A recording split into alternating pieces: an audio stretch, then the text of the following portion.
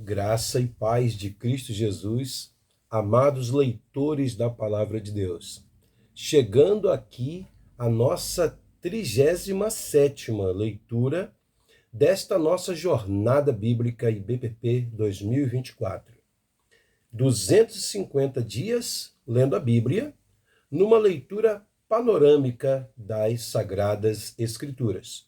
Chegamos hoje a um capítulo-chave na peregrinação dos recém-libertos escravos israelitas pelo deserto rumo à Terra Prometida. Motim aberto é o tema da nossa reflexão de hoje, no capítulo 14 do livro de Números. Essa é a última leitura que faremos deste livro na seleção de 250 capítulos do Guia de Viagem da Bíblia de Estudo Facilitado, editada por Philip Yancey e Tim Stafford, publicada aqui no Brasil pela editora Mundo Cristão. Vamos à leitura então de hoje, Números 14. A revolta do povo. Naquela noite, toda a comunidade começou a chorar em alta voz. Só para contextualizar os irmãos, os 12 espias enviados por Moisés para trazer um relatório acerca da terra de Canaã, eles já estavam ali em Cádiz, na porta de entrada pelo sul, pelo Negev, para a terra de Canaã, e esses espias trouxeram um relatório. Dos 12 espias, um representando cada tribo, apenas Josué, que representava a tribo de Efraim, e Caleb, que representava a tribo de Judá, trouxeram um relatório animador. Cheios de fé e coragem, eles diziam que a terra era boa e que eles iriam conseguir, pela força do Senhor, vencer apesar das dificuldades. Mas os outros 10 espias mantiveram-se coesos numa visão pessimista, só olhando para as dificuldades, as altas muralhas, as fortificações e a presença dos descendentes dos Enaquins, os gigantes que havia habitando ali aquela parte sul, né? Próximo ali de Hebrom. Mais tarde, o próprio Caleb vai reivindicar de Josué aquele território, dizendo: eu faço questão de ir para lá e derrubar aqueles gigantes e conquistar aquele território. Território esse que depois se tornou capital durante 7 anos do reino de Judá, com Davi, tá? Sendo o rei. Portanto, esse é o contexto, o retorno dos 12 espias. Todos os israelitas queixaram-se contra Moisés e contra Arão, e toda a comunidade lhes disse: quem dera tivéssemos morrido no Egito, ou neste deserto, porque o Senhor está nos trazendo para esta terra só para nos deixar cair a espada? Nossas mulheres e nossos filhos serão tomados como despojo de guerra. Não seria melhor voltar para o Egito? E disseram uns aos outros: escolheremos um chefe e voltaremos para o Egito. Então Moisés e Arão prostraram-se com o rosto em terra diante de toda a assembleia dos israelitas. Josué, filho de Num, e Caleb, filho de Jefoné, dentre os que haviam observado a terra, rasgaram as suas vestes e disseram a toda a comunidade dos israelitas: a terra que percorremos em missão de reconhecimento é excelente. Se o Senhor se agradar de nós, ele nos fará entrar nessa terra, onde há leite e mel com fartura, e a dará a nós. Somente não sejam rebeldes contra o Senhor, e não tenham medo do povo da terra, porque nós os devoraremos como se fossem pão. A proteção deles se foi, mas o Senhor está conosco. Não tenham medo deles. Mas a comunidade toda falou em apedrejá-los.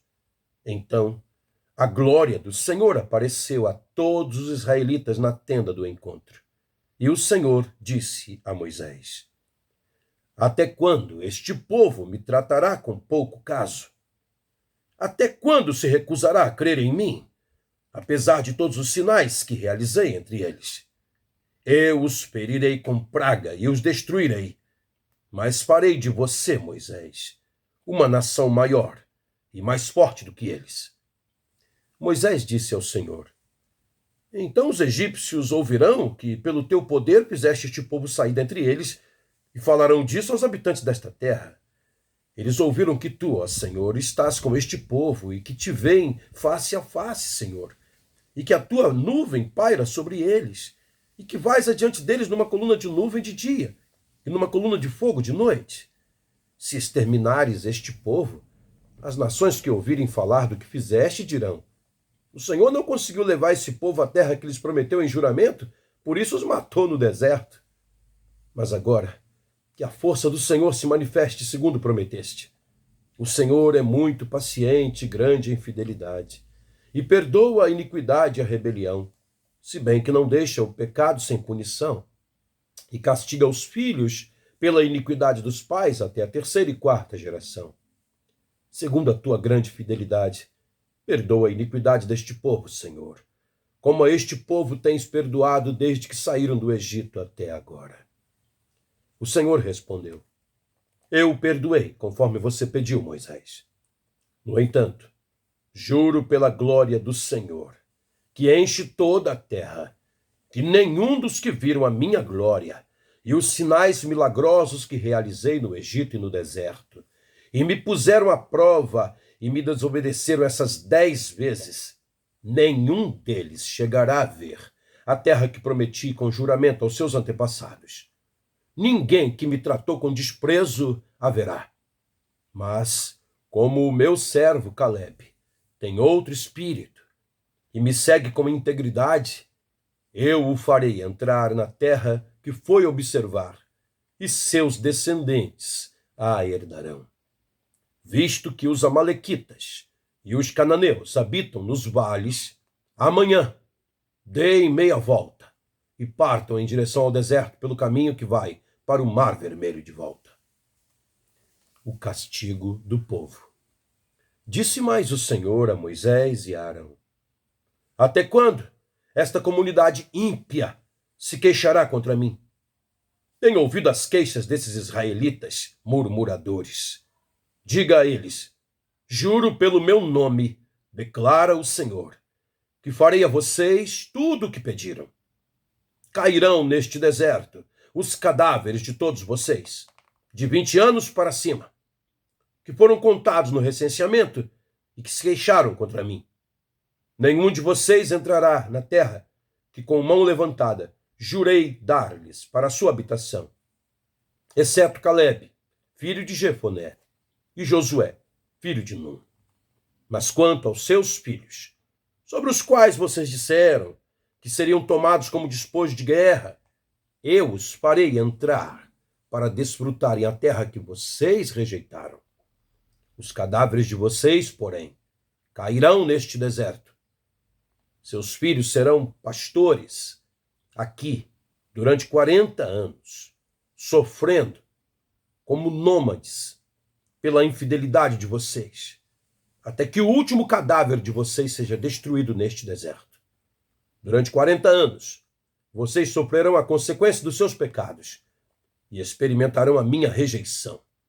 Cada ano corresponderá a cada um dos 40 dias em que vocês observaram a terra. Eu, o Senhor, falei e certamente farei essas coisas a toda esta comunidade ímpia que conspirou contra mim. Encontrarão o seu fim neste deserto. Aqui morrerão. Os homens enviados por Moisés em missão de reconhecimento daquela terra voltaram e fizeram toda a comunidade queixar-se contra ele, ao espalharem um relatório negativo. Esses homens, responsáveis por espalhar o relatório negativo sobre a terra, morreram subitamente de praga perante o Senhor. De todos que foram observar a terra, somente Josué, filho de Nun, e Caleb, filho de Jefoné, sobreviveram. Quando Moisés transmitiu essas palavras a todos os israelitas, eles choraram amargamente. Na madrugada seguinte, subiram para o alto da região montanhosa e disseram: subiremos ao lugar que o Senhor prometeu, pois cometemos pecado. Moisés, porém, disse: por que vocês estão desobedecendo a ordem do Senhor? Isso não terá sucesso. Não subam. porque o Senhor não está com vocês. Vocês serão derrotados pelos inimigos, pois os amalequitas e os cananeus os enfrentarão ali, e vocês cairão à espada. Visto que deixaram de seguir o Senhor, ele não estará com vocês. Apesar disso, eles subiram desafiadoramente ao alto da região montanhosa. Mas nem Moisés, nem a arca da aliança do Senhor saíram do acampamento. Então, os amalequitas e os cananeus que lá viviam desceram, derrotaram-nos e os perseguiram até Horma. Yancey e Stafford destacam o versículo 39 e prepararam aqui uma notinha de estudo chamada Timing Imperfeito. Quando ficaram sabendo que Deus iria puni-los por desobediência, os israelitas de repente encontraram coragem para ir em frente e lutar. Deus buscava obediência, porém não coragem. E obediência significava seguir as instruções prontamente. Apesar de Moisés alertar os israelitas de que a coragem deles apareceu tarde demais e que Deus não iria apoiá-los, foram mesmo assim e acabaram profundamente derrotados. Irmãos, antes de ler a reflexão de Yancey e Stafford, quero aqui comentar o cuidado que a gente tem que ter com as palavras, principalmente quando a gente está indignado, revoltado, né, com alguma situação. Porque eles desobedeceram, eles ficaram indignados, tomados de incredulidade, falaram coisas que o próprio Deus, que é o justo juiz de toda a terra, é Deus santo, santo, santo, irmãos. Nós não podemos brincar com isso. Nós não podemos brincar com a santidade de Deus, porque Deus sabe o que faz, ele é perfeito nas suas decisões. E aquele povo, tudo que eles falaram, notem vocês aqui que os 40 anos, esse número 40 é por causa dos 40 dias que levaram observando a terra. Quer dizer, levaram 40 dias observando a terra, vendo o quanto ela é boa, o quanto ela era manava leite e mel, exatamente como Deus tinha dito desde quando eles estavam no Egito. Quer dizer, estava batendo tudo certinho, mas por causa de algumas situações que lhes seriam desfavoráveis, se desesperaram e não confiaram que o Senhor era capaz, né?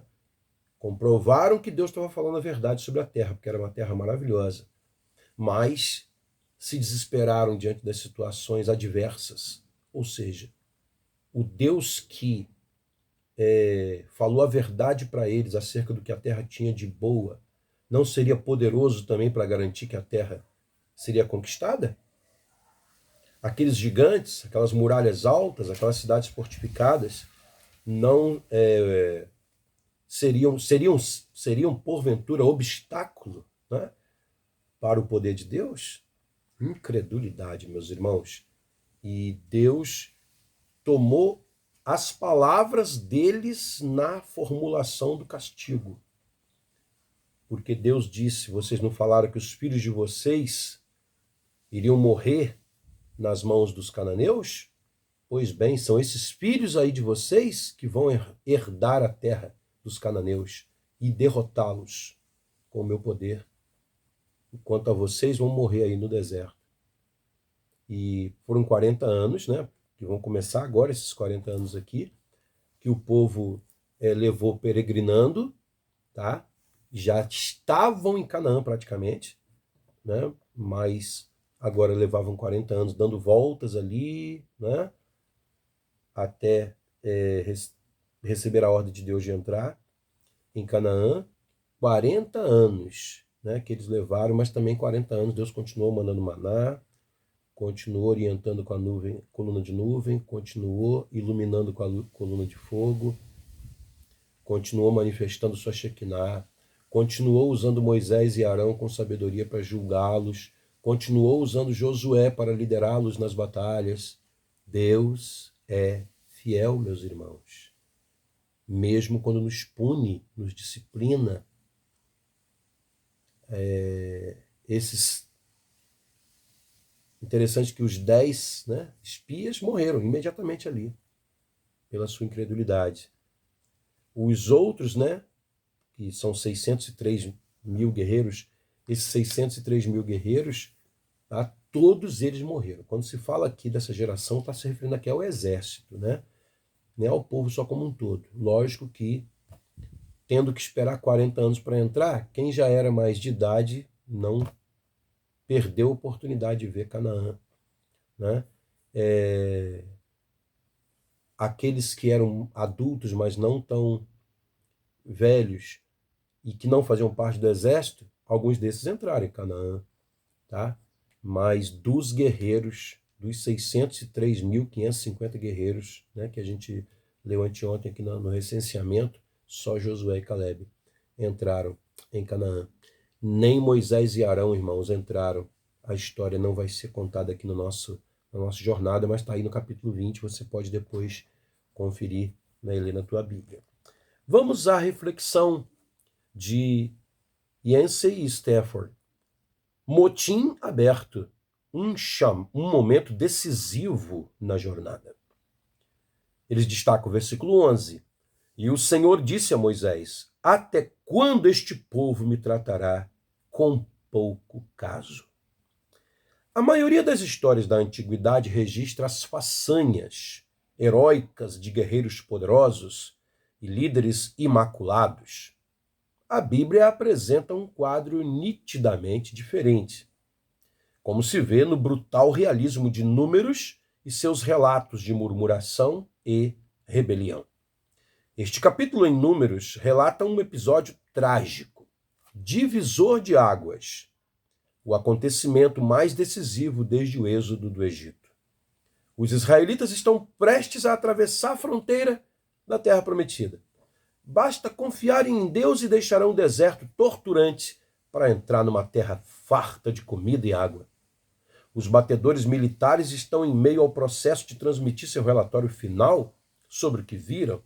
Contudo, a despeito dos milagres de Deus, que Deus já realizou em favor do povo, mais uma vez os israelitas não confiam nele. Eles se acovardam diante dos relatórios de Canaã trazidos pelos espias e em alta voz lamentam a decisão de sair do Egito. O medo conduz à rebelião aberta e a nação planeja um motim, conspirando contra Moisés e seu irmão Arão. À beira da terra prometida, eles perdem a fé e vão embora. Um plano postergado. Deus, o verdadeiro objeto de sua revolta, se sente desprezado como um apaixonado descartado. Convencido, enfim, de que aquele bando de renegados não está preparado para a conquista da terra prometida, Deus adia todos os planos. Em face de tamanha rebeldia, ele decide esperar por toda uma nova geração de israelitas. Os escravos originais não atravessarão para a terra prometida. É por isso que, dentre os muitos milhares que saíram do Egito, somente 2 adultos, Josué e Calebe, vão sobreviver para entrar na terra prometida. Todo o restante, acima de 20 anos, está destinado a morrer no deserto. Notem os irmãos que esse acima de 20 anos é exatamente a idade militar para eles. Questão de vida para a gente pensar. Que gigantes lhe causam medo? Como você costuma reagir a eles? Tá? É a pergunta para a gente. As gigantes, isso é inegável, sempre aparecem. A questão é como reagimos a eles. E isso me faz lembrar de Wendel Lira, um craque de futebol que há pouco tempo foi premiado, né, pela Federação Internacional de Futebol pelo gol mais bonito do ano. Brasileiro, goiano e evangélico, nosso irmão em Cristo. No discurso que ele fez lá, naquela cerimônia de premiação, com tanta gente ali elegante, gente famosa, gente que ganhava milhões por mês, enquanto ele era apenas um jogador assalariado de um time de segunda divisão, né, do seu estado, Goiás, mas o gol que ele fez realmente foi muito lindo e mereceu aquele prêmio. Na hora do discurso, quando recebeu o prêmio, ele humildemente falou do privilégio de estar ali e que, tendo desbancado grandes astros do futebol, né, famosos, ele disse: eu me sinto aqui como Davi diante de Golias. E fico a pensar, ele disse lá no discurso, que o que pensou Davi quando esteve diante de Golias? Ele não pensou como os outros guerreiros de Israel, cujo pensamento era: ele é grande demais, como que posso enfrentá-lo? Não, o pensamento de Davi foi: ele é grande demais, não tem como eu errar. Como que você reage diante dos seus gigantes? Como que você reage? Deus, ele é muito maior. Por isso que alguém cunhou aquela frase, né? Não diga a Deus o tamanho do seu gigante. Diga ao seu gigante o tamanho do seu Deus. Foi isso que faltou ao povo de Israel. Murmuração, meus irmãos. Guardemos isso. Esse pecado a gente não pode ter, porque quem murmura não entra em Canaã, morre no deserto. E deserto não é lugar de morar nem de morrer. É lugar de atravessar com fé, com coragem, confiança em Deus. Deserto é escola. Aprendamos com ele e não nos deixemos esmorecer jamais em nossa confiança em Deus. Amém? Vamos orar? Meu Pai, muito obrigado, Senhor, pela lição maravilhosa desta leitura de hoje. Estamos no deserto, como o povo de Israel, peregrinando rumo à nossa Canaã celestial. O nosso general é Cristo, ele é o nosso condutor, ele é aquele que nos guia, ele é o nosso alvo. É para ele que nós olhamos, Senhor, porque foi ele que nos libertou, foi o seu sangue derramado que nos redimiu da escravidão. Longe de nós, Senhor, qualquer murmuração, longe de nós, meu Deus, qualquer incredulidade. Confiamos no teu poder. Tu nos prometeste a glória pela fé no teu Filho. E nós, ó Deus, depositamos toda essa fé e confiança em Ti neste momento e nos recusamos, ó Pai, a ser como aqueles guerreiros de Israel, aqueles espias que contaminaram os guerreiros e aqueles guerreiros que contaminaram todo um povo, e a murmuração os fez cair de praga, os fez peregrinar décadas naquela areia escaldante do deserto, vendo um a um morrer e seus filhos ficarem para receber a bênção que tinha sido designada para todos eles. Que tal não aconteça conosco, meu Deus. Que tal não aconteça jamais conosco. Aumenta-nos a fé. E mesmo que isso signifique o Senhor nos mandar gigantes para nos testar, que eles venham. Maior é o Senhor. Tu és o único gigante a quem tememos. E oramos em nome de Jesus. Amém, a Deus. Amém. Que Deus abençoe a todos. Fechamos então aqui a nossa leitura de Números. Amanhã, na nossa leitura, vamos entrar em Deuteronômio. Deuteronômio é o discurso de Moisés despedindo-se da nova geração, tá?